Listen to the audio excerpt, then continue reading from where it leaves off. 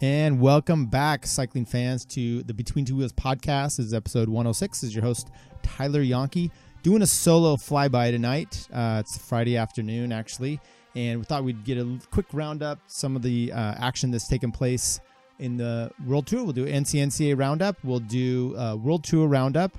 Lodi Crit, the NCNCA. We got Sea Otter Classic, Paris-Roubaix. What's coming up in the Ardennes Classics is pretty exciting. I hope you enjoyed Paris-Roubaix. I hope you enjoyed our show with Mike Sayers. Mike, thanks for coming on, doing a recap of the classics that have been. The Paris-Roubaix preview show. Go back and listen to that if you'd want to. Some of that's outdated, but there's a lot of good info. Mike and I talked for almost an hour and a half. Really good info on the classics and his input on those predictions that we've had. I don't think we nailed anything there, but it was interesting to see kind of how some things are. Things that make you go, viewer and listener comments. And in this episode, everyone is a champion. All right, thanks for joining us. As I said, this is a Between Two Wheels podcast. Check us out share the show. Go out there, and you know what?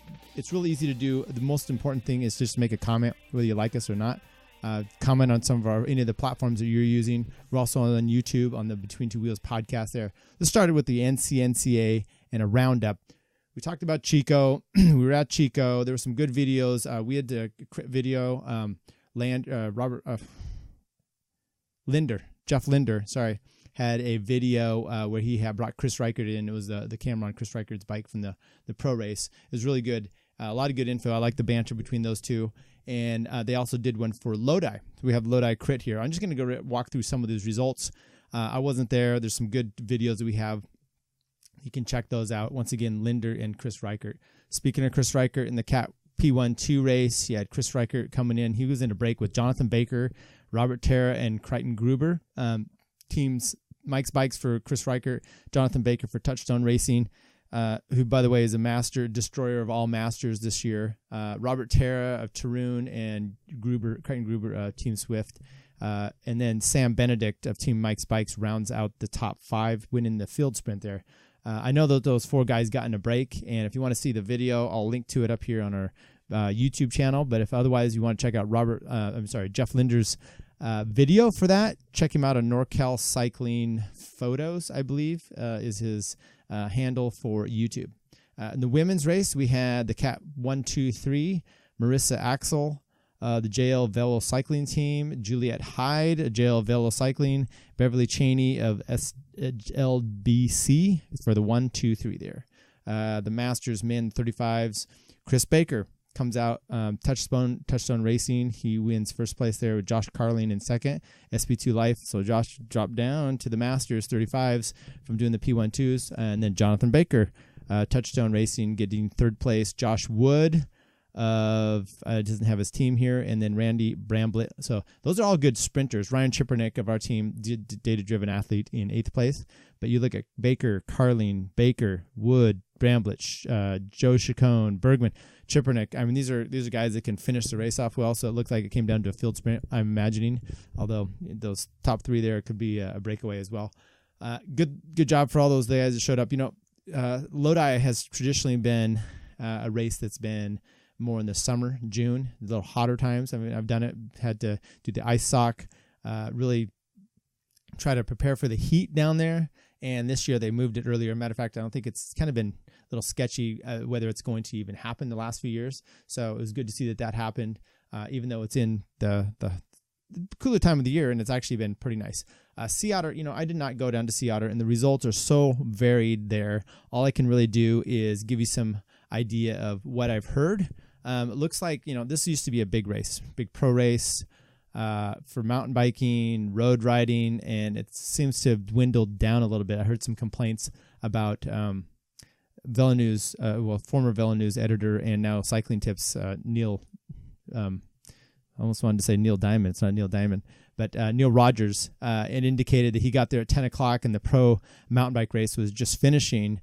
No crowds there. So, it used to be a race that really brought in the riders and the venue, and it's looks like even from an aspect of the mountain bikers who you get bigger draws for, I think. Then the road seems to, is it dying? Can we say it's dying? I don't know. It's doing something not so great. Anyway, Sea Otter seems to have maybe kind of gone away from some of that. I did see a good video from Vegan Cyclist out there on the road race where he said it was the toughest race he's ever done. That climb started off, it looks like they were getting pinched and people were dropped, just the power that you needed to do to hold on to that. And so his race is all showing about trying to get back onto the group and the power that it took to do it. And it was a pretty good video for that. If you want to go check it out, Vegan Cyclist. And, maybe we'll just talk real quick about Vegan Cyclist. He's put out some videos. I've been wanting to get a hold of him and have some conversation. We had talked at Chico, and I do plan on still doing that. There's some stuff I wanted to just bring out and some questions I think I could ask that when you're doing self-editing, you're not going to necessarily be sharing with everybody. Not to say that he's not forthcoming. I mean, shit, he's very forthcoming. Matter of fact, that's kind of my topic here is he puts out a video. He's starting a new team, the SPO2 Life. They get sponsorship. So those last few videos have been a little shocking with he's talking about the breakdown of the numbers. Now, it's not shocking that you're talking about breakdown of the numbers, but every race is talking about the cost involved for the team. And, every time we're showing up to a race, there's $30 here, $100 here.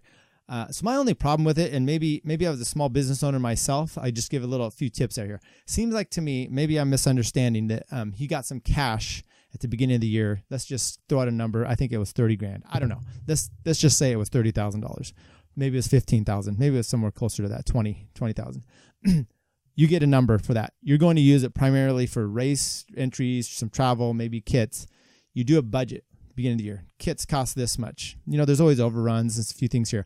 Kits are in already, so that's been taken care of. Now you basically got races and entry fees. You figure out the races you want to go to. You calculate how much that's going to be. You do as much as you can pre-reg as possible to save yourself some money.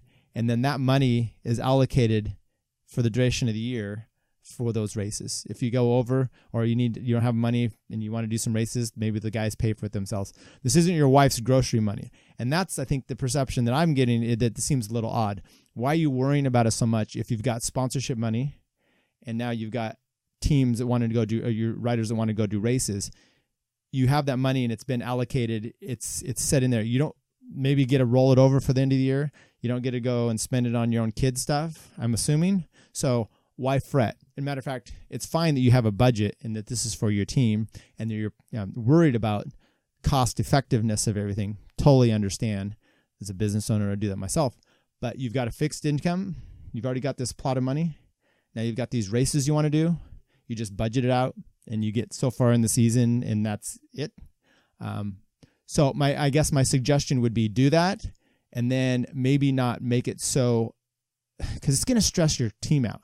Your team is going to start, if everything's on $1 and everything's being calculated on the dime that it costs for this and this and this, at some point it's going to really degrade your team and it's not going to help cohesion. Matter of fact, their comment that was already in there of, look, we need to ride together. We need to train together more because we got to get more cohesion.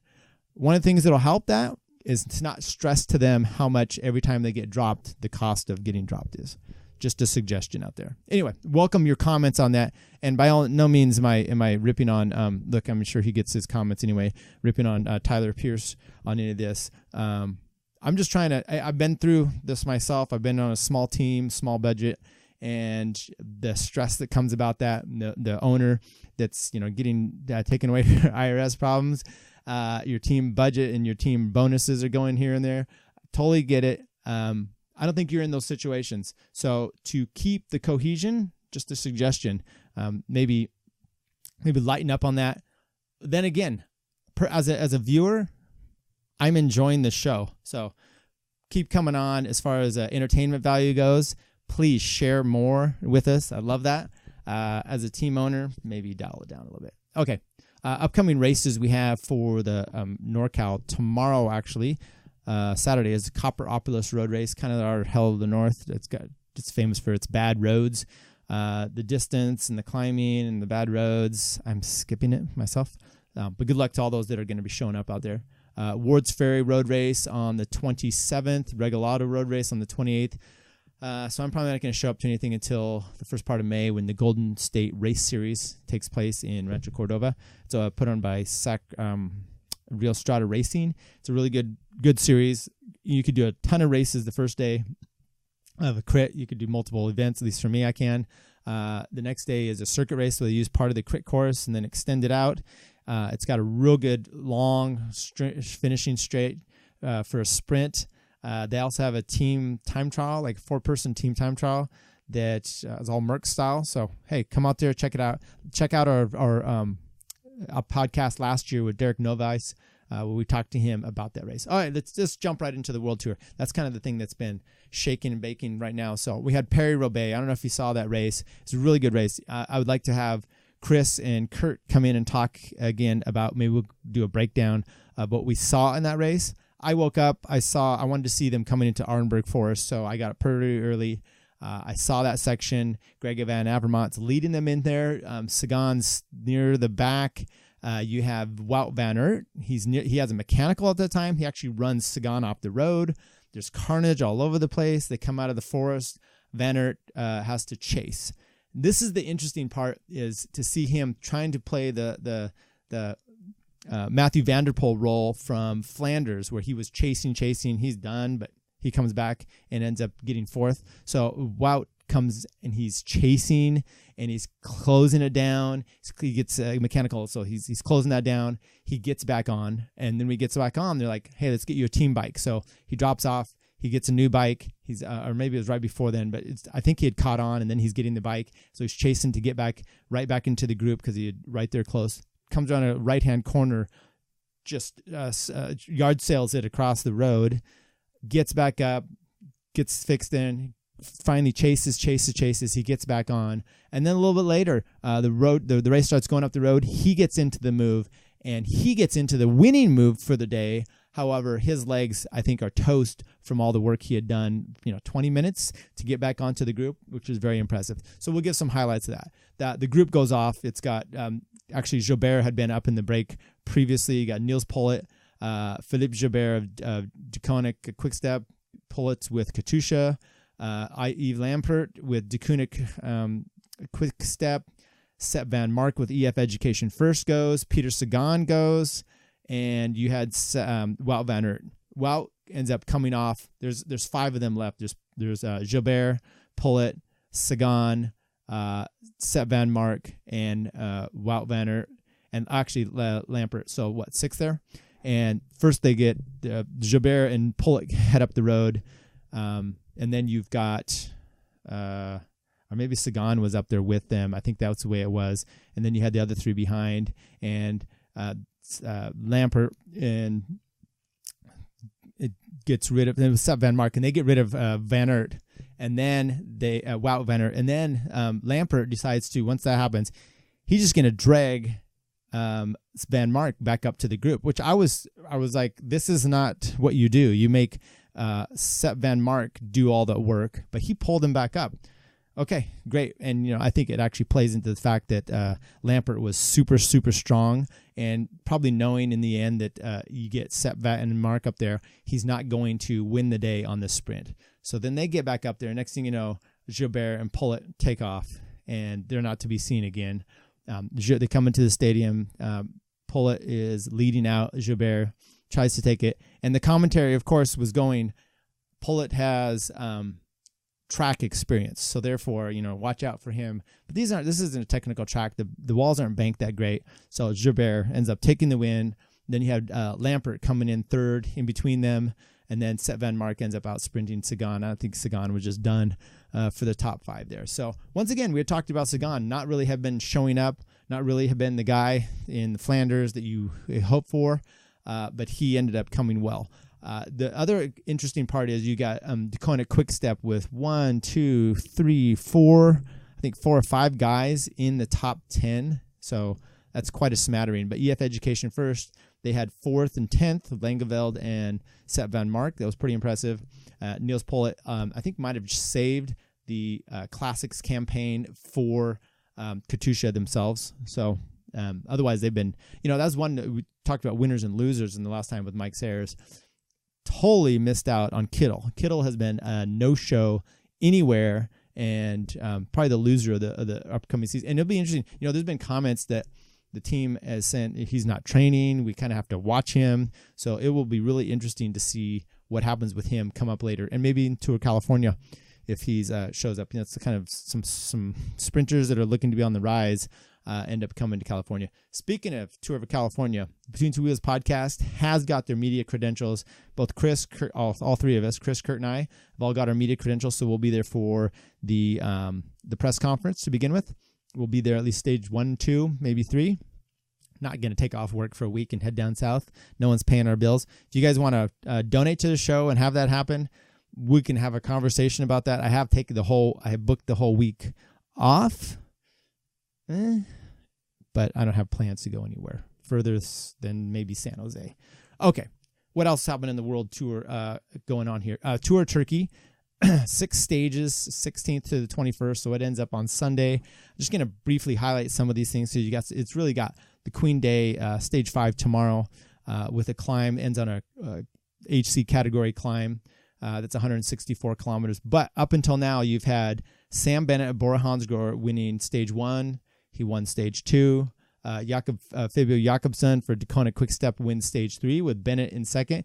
Interesting third place there was Mark Cavendish, and fourth that day was Caleb Ewing. And then stage 4 today had Caleb Ewing with the win, Sam Bennett in fourth, and Lobato in second, which was an interesting little drag. They had a pop climb up to the finish, and it looked like a really easy win for me watching it for Caleb Ewing. But then the way he just collapsed afterwards, I think you realized that it was a slow developing finish, so it looked like it was easy for him to just jump out and go. But the reality is it was uphill. So pretty impressive to see Caleb Ewing. I think it's the second World Tour win for the year. He did have one taken away at the Tour Down Under. So that's what you have for there. Just finished was a Tour of the Basque Country.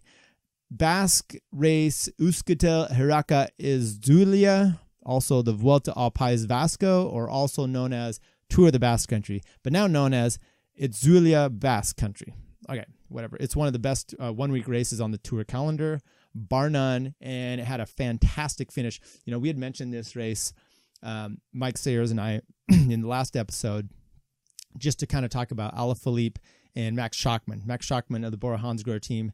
He won 3 stages. He won the first one, which is individual time trial. He won stage 3. He won stage 4. Sandwiched in there was Alaphilippe winning stage 2, and then his teammate, Schachmann's teammate, Emmanuel Bachmann, wins stage 5, and he took the overall lead. Then you have, as Dave Toll would say, a Donnybrook, and you had all the gates, all hell broke open for stage 5. On stage 5, you had a breakaway of Izaguri for Team Astana. You had Dan Martin for UAE Emirates. You had Fuglsang. You had Adam Yates. And there was one other in there. Tadej Pogačar. So they were all in there. He's teammates with Dan Martin. I think they were off like 40-some K to go, a few climbs, and they needed a few minutes to really take this lead. And in the end, Adam Yates wins a stage with a quick little sprint over, it's kind of a false flat there, over Dan Martin, then Fuglsang. And the overall win still ends up going to, final GC on that day. I'm showing here that he did, Izaguri did end up getting the overall win that day.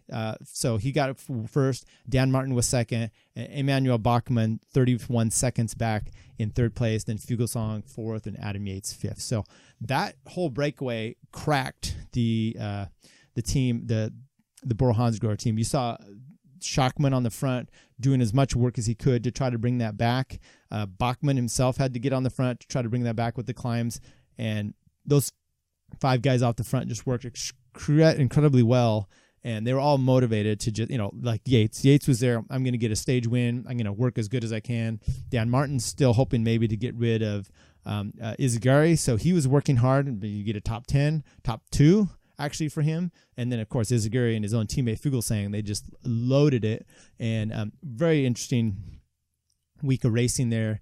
And it was good to see Schachmann come up. It was good to see Bachmann come up as well, 2 up-and-coming riders. And then just kind of get to see the team. Astana, once again, with a stage win and the overall win for, not a stage win, but the overall win on an early season. At some point, we're not going to be able to say it's early season anymore. But pretty impressive for them. They've had a great season already, but not their classics, as we mentioned last time.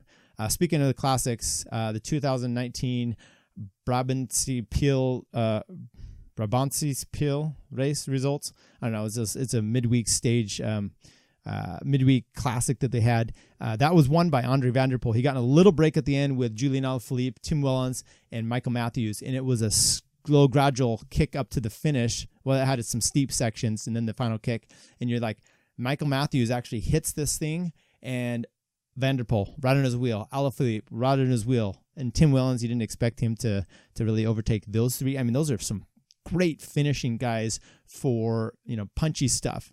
And Van der Poel takes it over and ends up with the win that day. Very impressive. I don't know if you're going to see him much more racing on the road the rest of the season with his Corendon Circus team, his second tier. And also, though, I saw in the news, big teams are courting him, as you would expect. And he's like, you just have to wait a bit. I'm not quite ready for this. Okay, coming up on the World Tour calendar, the Amstel Gold Race that comes up this Sunday, 260 kilometers, tons of climbs. Defending champion Michael Valgrim, he's now with Team Dimension Data. Last year he was with Astana. He is in the race. That should be a great opening to the Ardennes Classics. That one has a little more of a flat finish. And then but it has climbs all throughout it. But I'm saying the last few K is more of a flat. And then you have the midweek, La Flèche Wallonne. That's on the 24th, the Wednesday.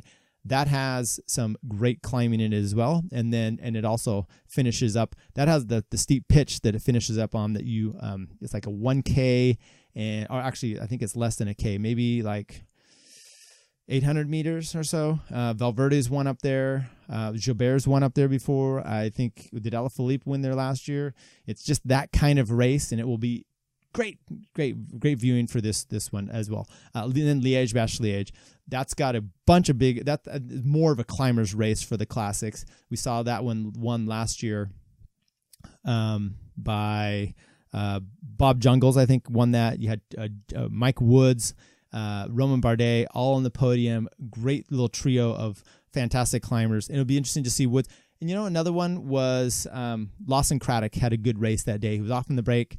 He ended up getting caught and still holds, I think, for top 10. That was one that Dan Martin had. Some tire trouble. He was trying to get away. They're trying to get Bob Jungels. No one is chasing him down the last 20K. A bunch of ones and twos here and there. Once again, Liège, great race, and we'll see how that one goes as well. Okay, a few comments from our viewers/listeners. YouTube comments from David Gerchman. Hey, I had made some comments about vegan cyclists. So he's like, hey, the Veggie Bro gives a lot of good info for new racers like myself. When you use Veggie Bro, I just have to talk in like the Spicoli accent a little bit. Yes, totally. I get it. That's actually when I talked to Tyler at the race himself. He's like, look, I'm doing these videos a lot. This was off recording, but this is what he told me personally. It was like, look, I do a lot of these videos.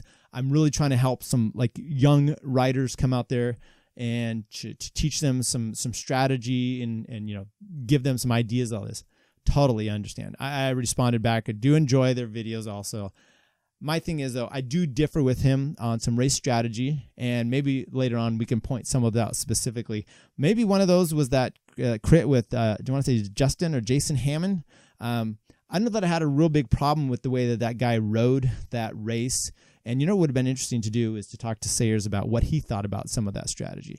I've had some problems with unwritten rules should just go away, and who cares about them anymore?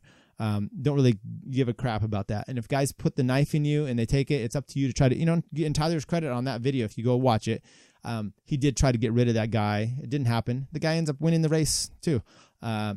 Whatever. I've had some problems with teams that try to actively block. I think that's a little shitty. But I totally understand it's your prerogative to do so. My thing is, if people are willing to work and they're willing to just drive through the line, just let them have it. Let them do so, or attack off there. Don't jam your brakes on them in the corner. That's happened to me a few times. And big deal. All right, some things that make you go, Two issues I got here. 1 hour record, new hour record. Victor Campenaerts goes down to Mexico. He breaks Bradley Wiggins' old UCI record. I think it had been held for 5 years, I want to say. He covers 55.089 kilometers in Aguascalientes, Mexico. I'm sorry, I butchered that. So just read a little bit here. During the 2017, this is what it is. If you remember this guy, Victor Campenaerts, from the 2017 Giro, it was a stage 10 individual time trial. He had a sign in his chest, basically asking this girl to a date, okay? He asked her out for the date. She responded and said, "Victor also called me yesterday. We just had to pick up a date," she added.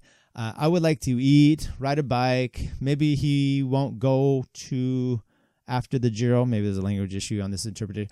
"I certainly do not want to go to the movies. I always fall asleep." Okay, so I don't know. Needless to say, they did not, it wasn't a love connection, as you would say. And the word on them is they didn't keep on dating. Maybe he took her to the movies and she fell asleep. I don't know. Anyway, Victor Campenaerts gets the new record. It was interesting to watch that. They streamed it live on YouTube. And some, if you look for Cyclocosm, his Twitter feed, you can see a little bit of he had the transcript going across the screen there, and there was some interpretation. Transcripts could be weird about what they actually were saying, but it was a gentleman speaking English in a heavy Mexican, Spanish accent, and it was just funny to see the correction of the words that were coming across. Something about semen on the course. Anyway, congrats to Victor Campenaerts. It would be good to see him do the Merckx style and see if he could get that record, because that's one way to actually correlate the actual differences in the two ways of doing it. We can compare those, time to time. Last thing here, everyone is a champion. Okay. A friend / acquaintance of mine posted on Facebook, and I just I'm only bringing this up because it kind of plays into, I would kind of want to explain what my thinking was. But he had posted on there about Phil Gilbert winning and how great it was, and that Philip Gilbert and winning, or anyone who has completed the Fondo, the Paris-Roubaix Fondo, is a champion. So I was like, "Hey, what? Fondo? What? Phil Gilbert? I get it. He won Paris-Roubaix. That's a big deal. He's definitely a champion."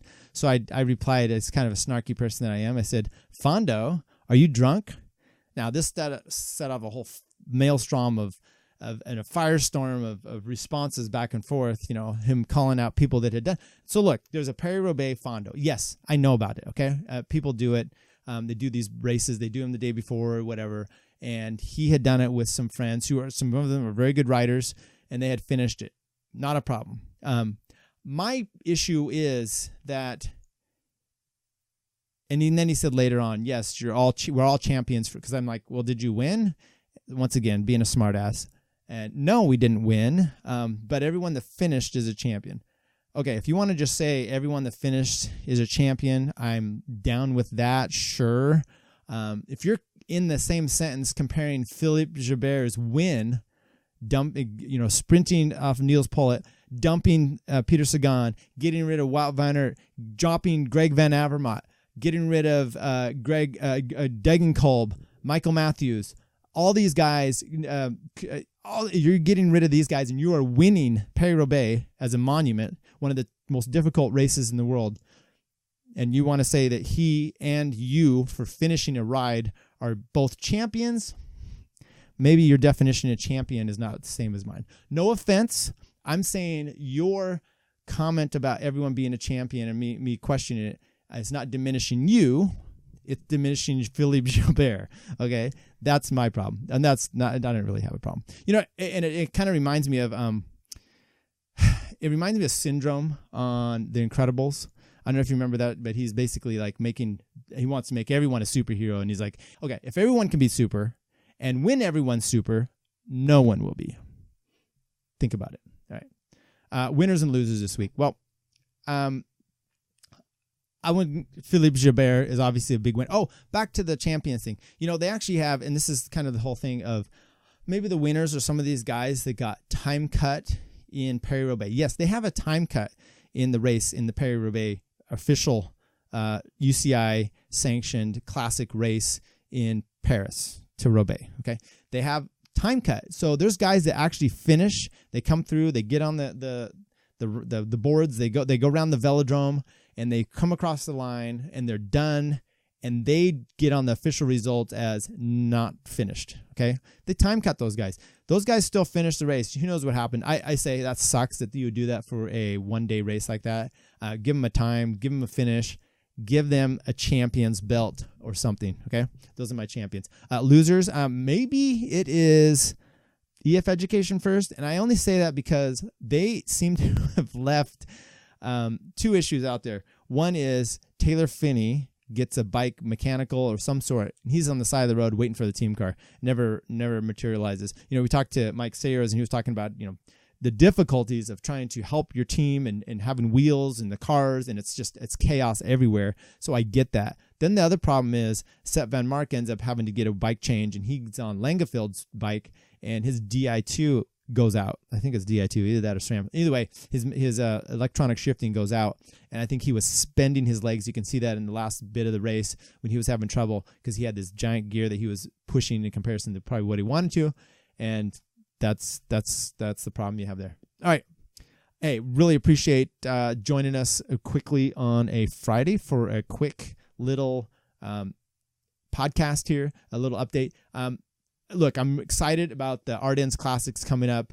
I'm excited about you're going to have the Giro coming up. That's going to be exciting as well. And it's just pretty cool to see everything that happened. But Liège is going to be a race to see if anybody that's going to the Giro or even guys that are going to the Tour, kind of how they're riding, and you start to get a little bit of a forecast from that, because that's usually a Grand Tour style climber that can win Liège. So we have that coming up for us. Once again, Valverde, Alaphilippe. I'm not sure who else is there for. We'll maybe review that this week for Flèche Wallonne, and it should be exciting. I love that finish up there. So good luck to all those guys. Once again, thank you for joining us. Check us out on our YouTube channel. Check us out on all the subscription platforms you have for podcasts, and share the show. Once again, give us some comments. We'll give you some feedback. And once again, you are a champion. The ship's unique design suggests there were no... Huh? Oh, come on! You gotta admit this is cool! Just like a movie! The robot will emerge dramatically, do some damage, throw some screaming people, and just when all hope is lost, Syndrome will save the day! I'll be a bigger hero than you ever were. You mean you killed off real heroes so that you could pretend to be one? Oh, I'm real. Real enough to defeat you! And I did it without your precious gifts, your oh-so-special powers. I'll give them heroics. I'll give them the most spectacular heroics anyone's ever seen! And when I'm old and I've had my fun, I'll sell my inventions so that everyone can be superheroes. Everyone can be super. And when everyone's super, no one will be.